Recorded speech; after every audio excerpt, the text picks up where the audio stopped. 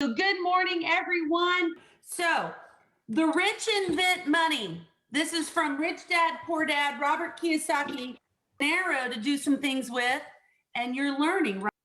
We can just start small. It's the little things that then move into the bigger things. But the key is to start. And most people don't start, right? They don't take the next step. They gather the knowledge, they get on the calls, they get fed, and they don't do anything with the information. And, I hear people a lot, they'll say, money is the root of all evil. Just so you guys know, that's not what the Bible says. The Bible says the love of money is the root of all evil. That's what the Bible says. It's not that money is evil, it's the love of money. And yet my favorite, my one of my top 3 mentors in my life, Diana Kokoska, says, money is only good for the good that money does. Money's only good for the good that money does. And we can't help others if we can't help ourselves, right? So really, it's kind of selfish not to want to improve in this area of financial IQ so that when the time comes and you can help someone, I say this all the time. Yesterday, I was FaceTiming with my bonus daughter and my bonus granddaughter, and I get off of that call and I'm like, dang it. If something were to happen and they needed $50,000, can I write the check without it being painful? And the answer is not right now. I don't like the way that feels. I don't like the way that feels at all. And so if there's no other reason to do it, then do it for what the good you can do for your family when they need it, right? Okay, so thank you for those ahas. 152, page 152 says, the single most powerful asset we all have is our mind. If it is trained well, it can create enormous wealth, seemingly instantaneously. An untrained mind can also create extreme poverty that can crush a family for generations. Can crush a family for generations.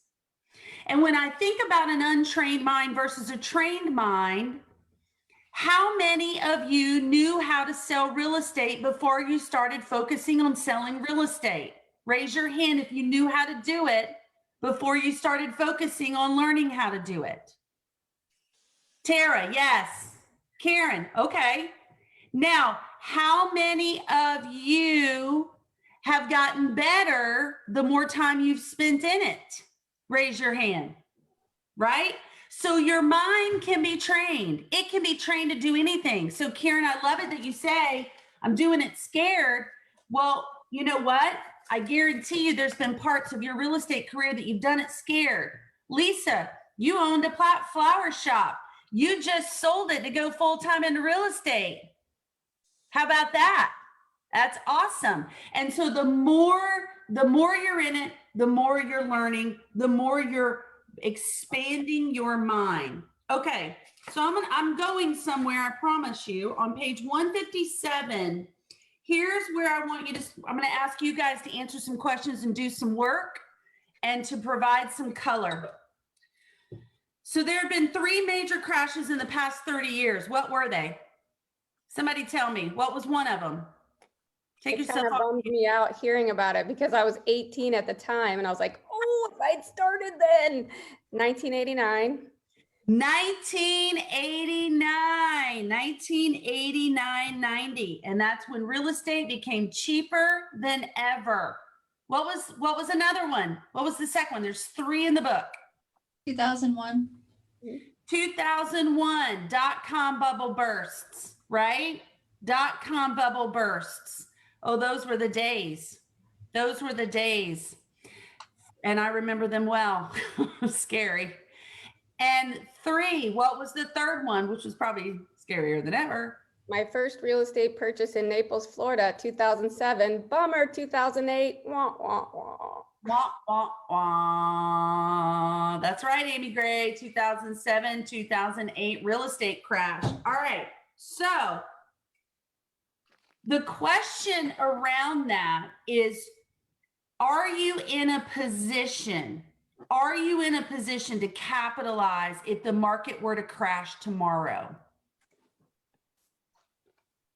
Are you in a position to capitalize if the market were to crash tomorrow? Now, many of you, some of you may say yes, some of you may say no. And yet, Robert Kiyosaki teaches us a really great lesson on page 154. During the first crash, he said houses that were once 100,000 were now selling for $75,000. And instead of shopping with local real estate agents, he went and stood on the bank of the bankruptcy courts. And I bet you, as people were walking in to declare bankruptcy, he was asking them if they had a home that they wanted to sell for pennies on the dollar. And he was buying homes for $20,000 that were normally selling for $75,000 or $75,000. Now, here's what happened. He didn't have the cash, so there was a $2,500 processing fee that you had to file. He went and borrowed the $2,000 of that $2,500 from a friend, and his friend charged him $200 for the $2,000. How about that? So he didn't have it. He went and borrowed it, and he said, I sold a house, and he went through how they did it, right? Like they advertised the home, they created a feeding frenzy, the house sold immediately, and he sold a house for $60,000 that cost him $20,000 in a down market. Now, here's the cool thing. He actually held the note. The person didn't have to go borrow the money. He held the note, and he charged them interest on it. So he had $40,000 added to his asset column, and he's holding the note. And if the person doesn't pay, he evicts them and he resells the house at a higher price. Right? What's wrong with that? That's a good deal. However, if you read through this chapter, you'll realize that didn't come and because it just landed in his lap. It came because he had a high financial IQ and he understood the market and he watched the market. So when we say start small, Karen, really it's just about the first step is getting your financial IQ in awareness and understanding. It was. Let me mute Morgan here. All right. So Becky, what was awesome about that $2,500 or that $2,000 that he borrowed for and had that $200 charge? When he did the financing on his own, he charged a processing fee, which paid that other fee for him. correct. So when he put it back on the market again, because it went down and did that again, he charged another processing fee, which made him even more money. Correct. So nothing. That was awesome. I love that too. And you know what? When I hear agents say, when I hear agents say, well, at Keller Williams, if you're not with Keller Williams, you probably charge a transaction fee with your current broker. But at Keller Williams, Keller Williams doesn't charge a transaction fee. So you, the agent, can charge it.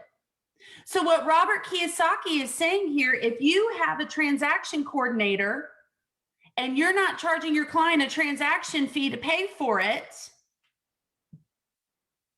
you're not leveraging your financial IQ.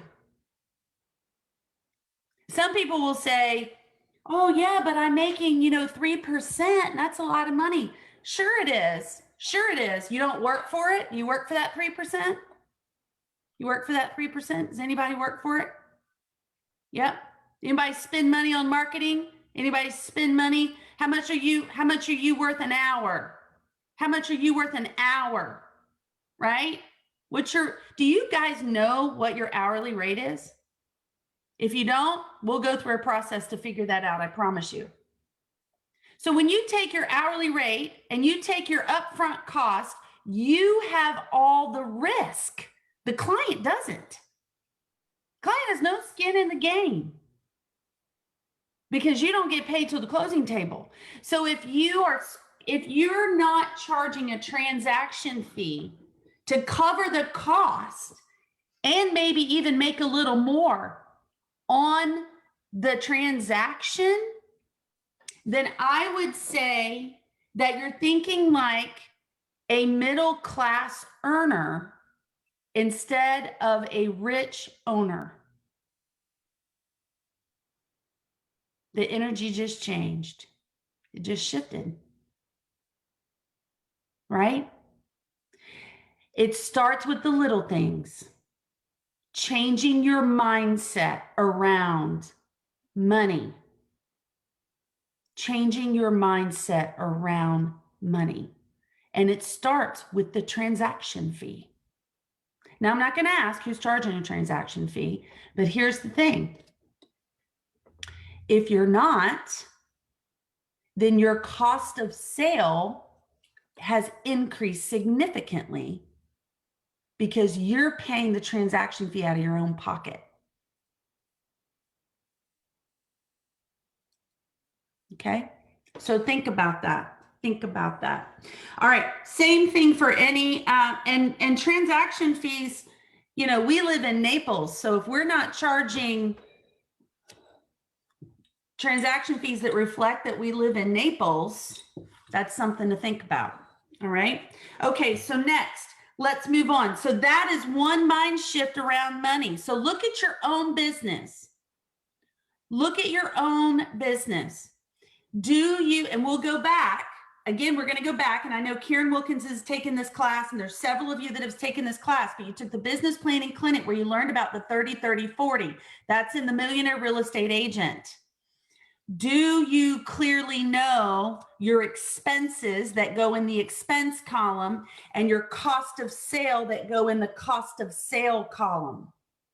And if you don't, you may want to pull out the Millionaire Real Estate Agent, figure that out so that you can figure out how to lower your expenses and your cost of sale through leveraging the tools and the strategies that you're learning in Rich Dad, Poor Dad. Okay, so next, I'm going to go next to testing yourself. So here's where I want you to test yourself real quick. If the market were to crash tomorrow, like it has done many times, you wake up one day and it's like boom, and it happens that fast, right, Tara Olson? It happens that fast. You go to bed one day, you wake up the next day, and it's boom. I didn't go through the first crash. The second crash, I became an agent in 1997, so I did go through the second and the third, and they were both painful, and I learned nothing from the first, and I repeated all of my mistakes in the third one. I learned nothing from the second one, and I repeated. Don't feel bad, Becky. I'd be retired right now if I didn't lose my ass in 2000. I know, right? Right? Foreclosure became my middle name on my properties. I can promise you it was ugly.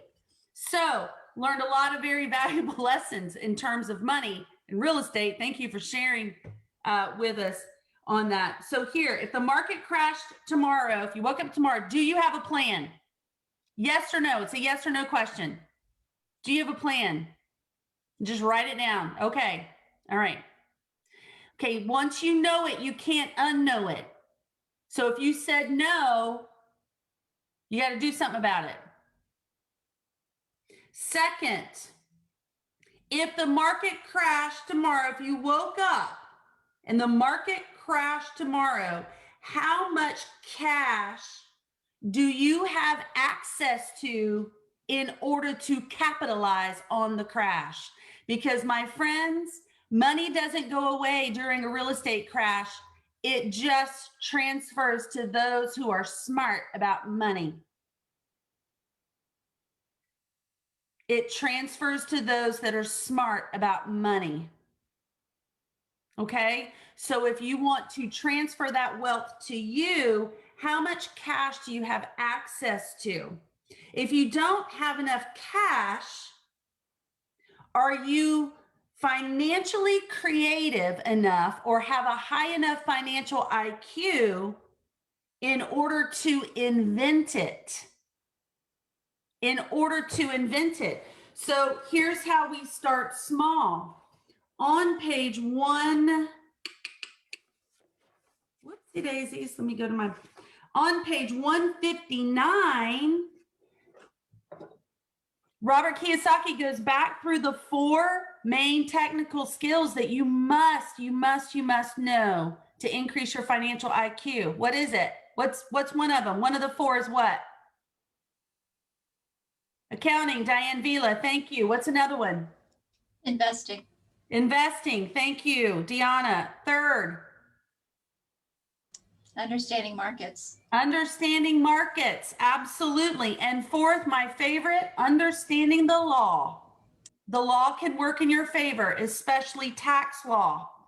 So 159 is where you start, and you learn and you learn and you learn. Okay, here's the thing.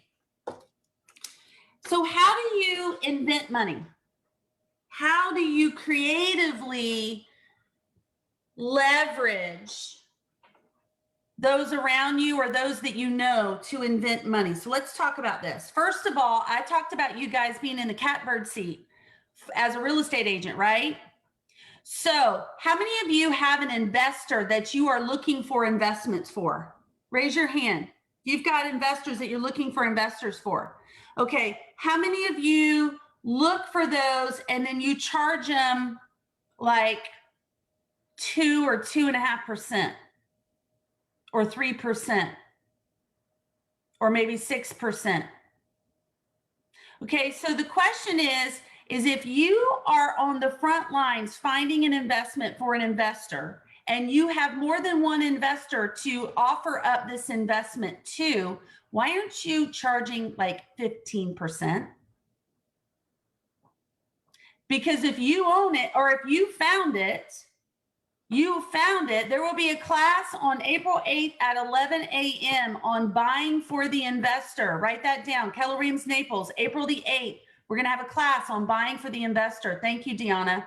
If you are finding the property, why aren't you charging a higher rate? I mean, I'm just putting it out there. Maybe there's a good reason that you don't. Maybe there's not. Maybe you just hadn't thought about it, right? But if you're the finder, are you charging a finder's fee? You charging a finder's fee for that investor?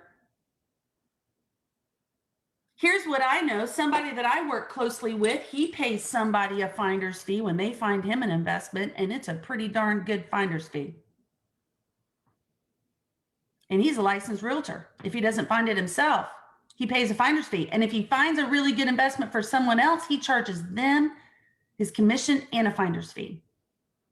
And you just put it on the commission rate. So here's that, thinking creatively about how, especially in this market, how hard is it to find a good investment in this market?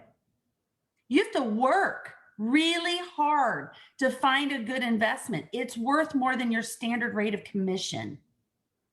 A lot more. And if it's a good enough investment, a smart investor will pay it. That's how you create money. Here's the other thing. I want to ask you this. Who do you know that has a high net worth that you can, through the increase of your financial intelligence, go have a financial intelligent conversation with them about being an investor with you? What past clients have you sold homes to that are business savvy or have a high net worth? What friends do you have that own businesses that are corporations? Guess what? If they own a business, it's a corporation. They're smart about, they're the rich. They know how to use the tax code. So they also may be investors. My husband has friends in the Northeast and they want to invest in the Southeast. Who do you know in the Northeast or in the Midwest where you came from that might want you to be their eyes on the ground here in the Southeast for some amazing deals in paradise that they can put into an Airbnb network and then have to stay whenever they want to come? There are so many ways to think about that when you sit and just think of who do you know. You know, usually what's missing in your life is a tool, a system, or a person. And 9 times out of 10, it's a who. It's a who that is the tipping point between where you are and where you want to be. Okay, I have 4 minutes. Okay, here's what I want you to do. I want you to write this down. Write down for me the 5 people that you spend the most time with. Write down their names right now. Write down their names. And if it's not, or that you spend the most time talking to, spend the most time with, write them down. Besides your family, it can't be your family. All right. So your kids and, you know, stuff like that, your parents, stuff like that. The 5 people you spend the most time with outside of your family. And you might say, well, you know what? I spend most of my time with my family. Okay, that's fine. And yet there are other people in your world. Who are they? Write their names down. I'm gonna give you a few seconds to do that. This is going to be a great exercise because I just went and did it myself and I was like, wow. So the 5 people outside of your family, your nuclear family that you spend the most time with.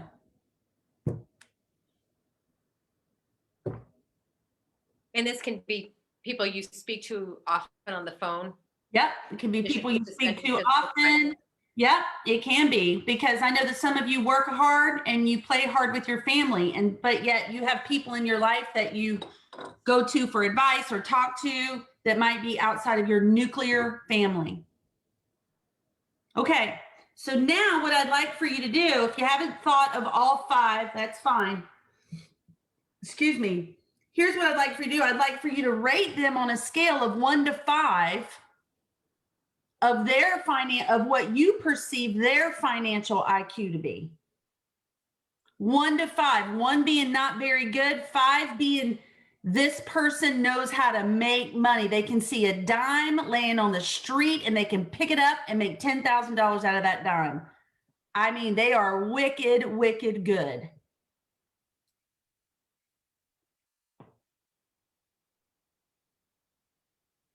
Okay. So if you are the average of the 5 people you spend the most time with outside your nuclear family, what's the average of those 5 people on that scale of 1 to 5?